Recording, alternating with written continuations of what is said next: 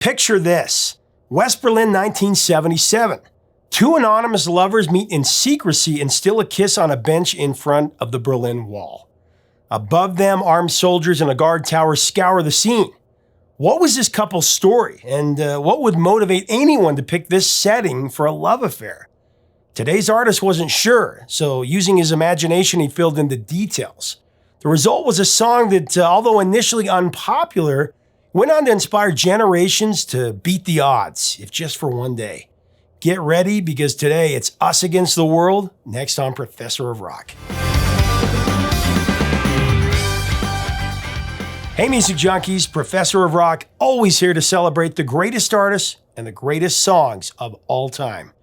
We have some amazing interviews coming your way in 2022, so make sure to subscribe below right now and click the bell so that you can know when those drop.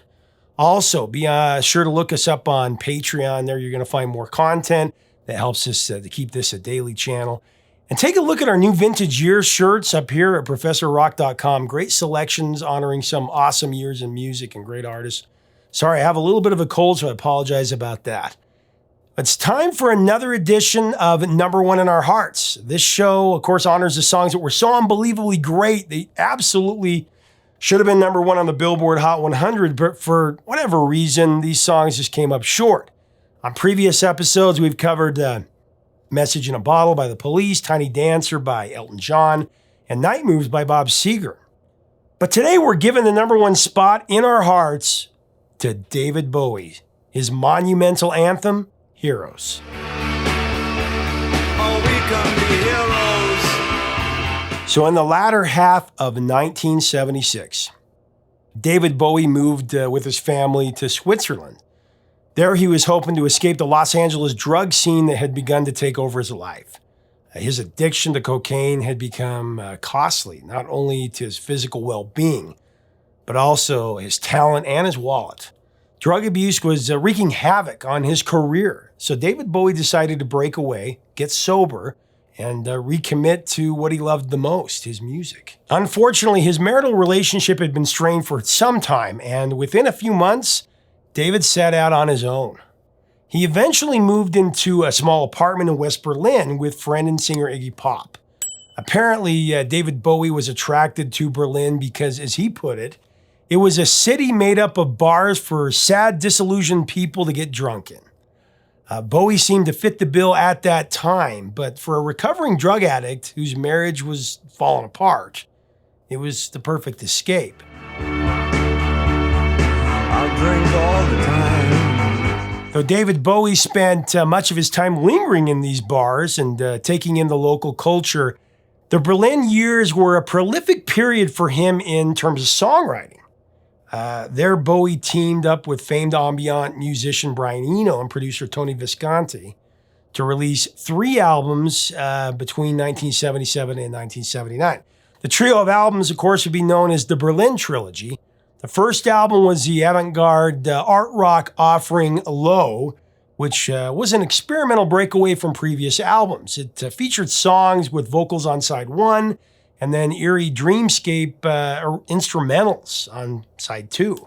The single Sound and Vision's probably the most widely remembered track from that album. Sit right down, waiting for the gift of sound and vision. Although it sold poorly, this didn't deter Bowie from pressing forward with an experimental mindset for the following 2 albums, Heroes and Lodger. Of the 3, Lodger was probably the most accessible for mainstream audiences. It jettisoned the electronic and ambient styles of Low and Heroes and employed a more conventional song structure. Its single DJ, that peaked at number 29 in the UK, and Boys Keep Swinging climbed to number 7. I am a DJ, I am what I play. Boys keep swinging, boys always work it out. Now, in between these 2 Berlin bookends, Bowie crafted Heroes, his 12th album. Setting to work with Visconti and Eno in the summer of 1977, Heroes followed the template he'd established on Low, songs, with vocals on side 1 and primarily instrumentals on side 2. Can't say no to the beauty and the beast. Regarded as one of Bowie's finest albums, Heroes is the perfect summation of Bowie's love for Berlin. It permeates with the city's East versus West tension and his own impressions of the social disorder that the city's post-war structure had instigated. Heroes is a technical triumph with its innovative use of guitars, synthesized effects, and vocals.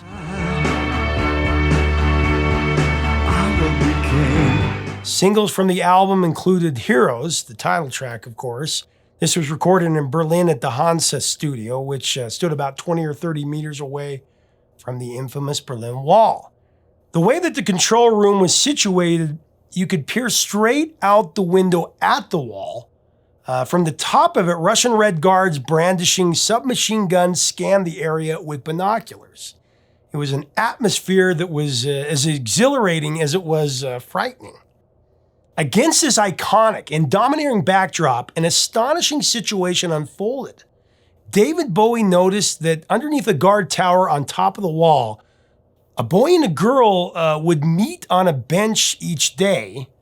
And they'd come from different directions, but they would always meet right there. You will be queen. From the stolen kisses and the way that they acted, it was obvious that they were having an affair. Bowie wondered, of all the places to meet in Berlin, why pick a bench underneath a guard turret on the wall? This daily scene proved to be a profitable inspiration for Bowie and led directly to the composition of the title track. I mean, consider, for instance, the lyrics. I can remember standing by the wall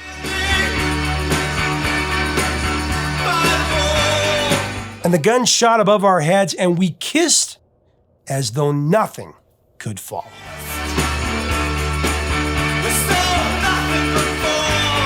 Now, as David Bowie watched this forbidden romance play out, he began to take artistic license. He imagined that they felt guilty about their affair and had decided to impose on themselves the restriction of meeting on this bench. The lyrics that he conjured took on an us against the world point of view. Now, something he may not have been far off in fantasizing, which we'll find out. Though nothing will keep us together, we could steal time just for one day. Just for one day. We can be heroes forever and ever. What'd he say? Ever, what you say? As we further break down this masterpiece, I do want to recognize our sponsor, Zenni Eyewear. My favorite frames are with Zenni. You know, you never have to worry about fogging up your glasses with Zenni. They have their anti-fog, anti-glare feature. This is especially good in the winter season. Go to Zenni.com today. You can create your own pair and they'll deliver them right to you.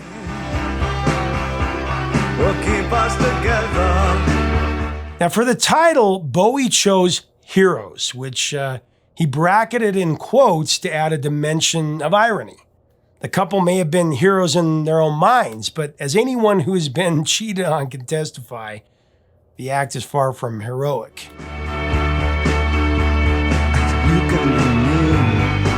The title Heroes was likely inspired by the German krautrock band Neu, whom Bowie was smitten with at the time. A song of theirs that he had been listening to was entitled Hero.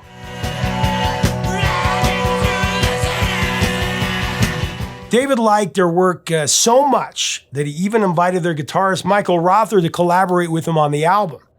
But due to a series of miscommunications, the partnership, I guess, never materialized. Now, decades after Heroes was completed, David Bowie dropped a bomb about the origins of the song. He revealed that the boy and that girl that he watched day in and day out were actually his producer, Tony Visconti, and backing vocalist Antonia Moss.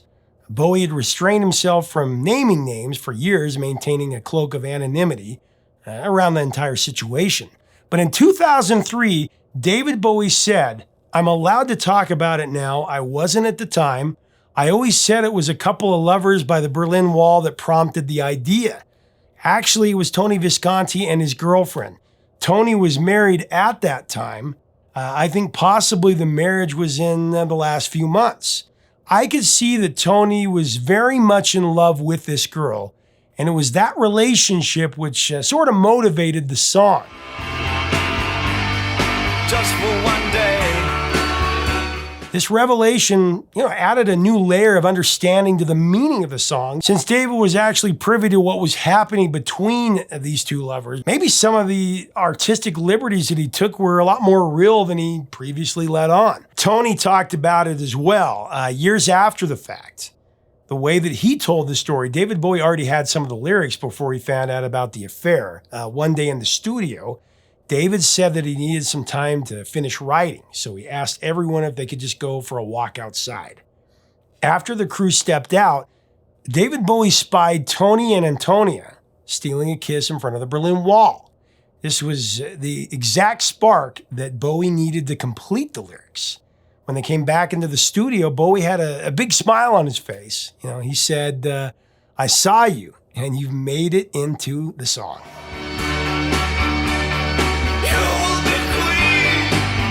And though initially the narrative of Heroes was drawn from this recurring tryst, it's grown to represent so much more than that.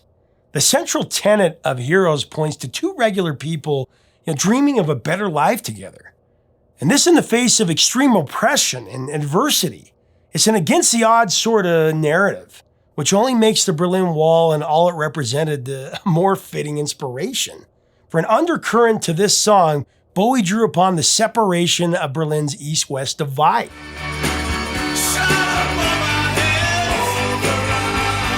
The image of young lovers kissing in the shadow of the Berlin Wall perfectly invoked a feeling of estrangement and longing for better days. Though it is clear that the war is far from over, the couple has won the day. Heroes is really about taking solace in the present when everything seems to be right. In this moment, they are king and queen, rulers over their own circumstances, and nothing can drive them away. They have beaten their oppressors, if only for one day. Just for one day. Now, the triumph is, of course, bittersweet because what will become of them tomorrow is still unknown. Yet there is this underlying hope that if they just keep fighting for what they believe in, victory will one day be theirs.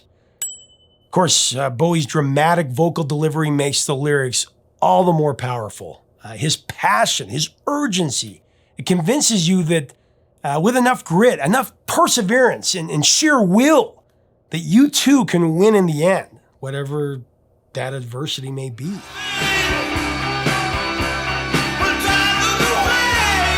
Bowie is, of course, an undisputed genius.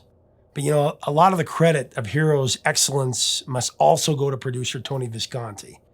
Not only for inspiring the lyrical content, but also for masterminding Bowie's premier vocal performance. It really is. To achieve this state of sonic brilliance, Visconti arranged a system of staggered mics in the studio. The first microphone was set up right in front of Bowie. The second was in the middle of the room, about 15, 20 feet away. And then a third was staged about 50 feet away. Tony then set up electronic gateways on these various mics, establishing a specific vocal threshold for every single one. Depending on how soft or loud David sang, a new mic would kick on and the others would just shut off. The mic closest to Bowie caught his quietest vocals.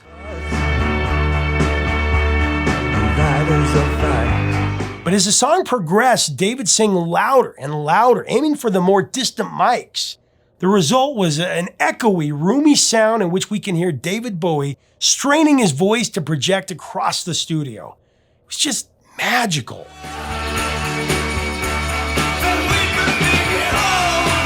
Completely majestic, deeply, deeply emotional.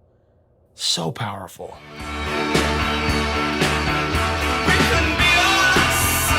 He perfectly conveyed the sense of desperate longing and determination that the song called for, and David loved it.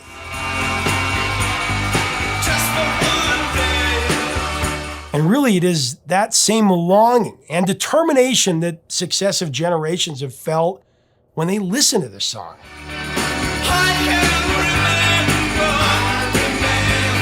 We are all walking around fighting a battle inside of our heads, unknown to the outside world. And this pitch-perfect anthem, Heroes, it encapsulates that conviction. That somehow through it all, we can come out on top, that we can beat them forever and ever.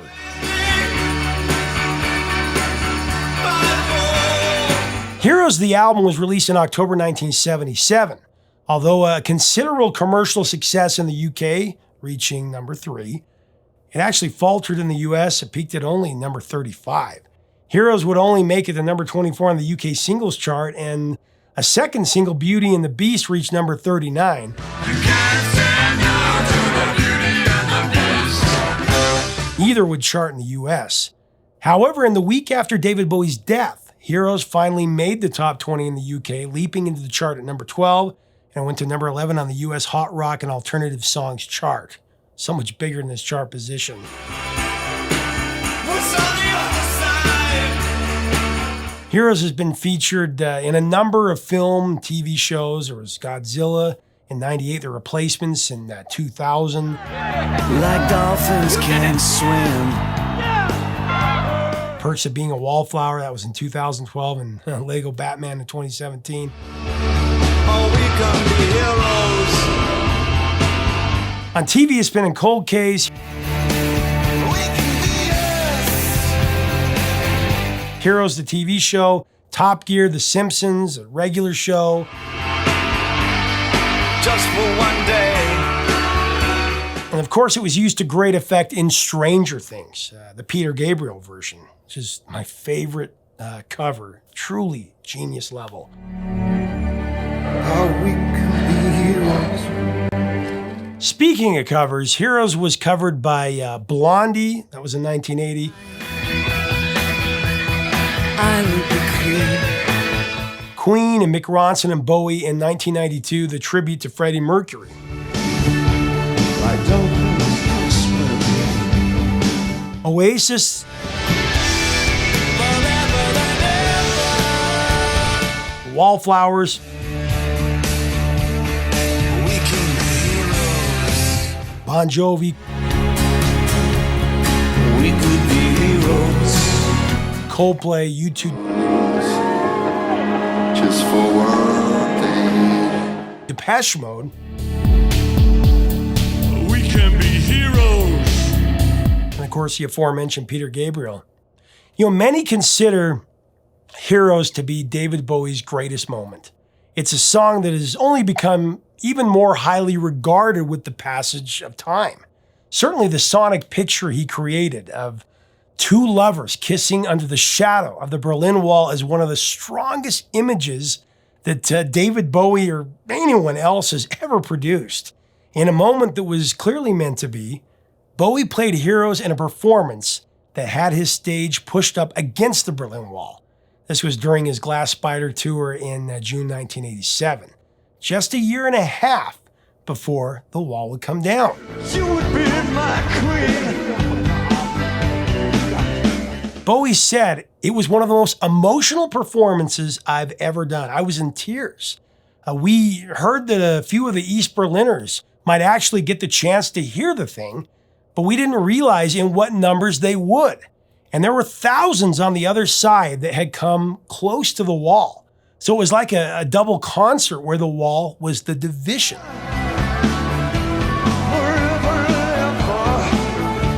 The concert was a deliberate front to the East German authorities. And it's rumored that Bowie faced a quarter of his speakers to project into East Berlin. So cool. When David Bowie heard the East Berliners cheering and singing along from the other side, it was a moment he would never forget. It was a moment unique in all of history.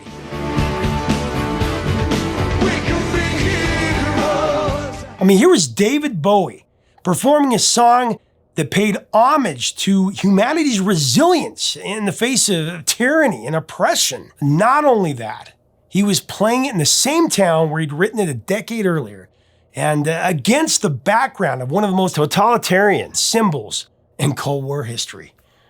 Just the stuff of a legend.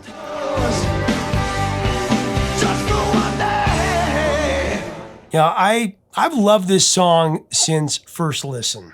It's so powerful. Now, I'm no psychic, but I've always had a strong feeling that the last chapter has not been written on this all-time great song. My gut and my heart tell me that someday, not far distant, that the music and the lyrics of this song is going to be a call to arms of regular people like you and me to stand up against the tyranny and oppression of evil. I just feel like it will be the soundtrack to something very important. It's just one of those songs. Its purposes are just much greater than a number one hit. Thank you, Mr. David Bowie.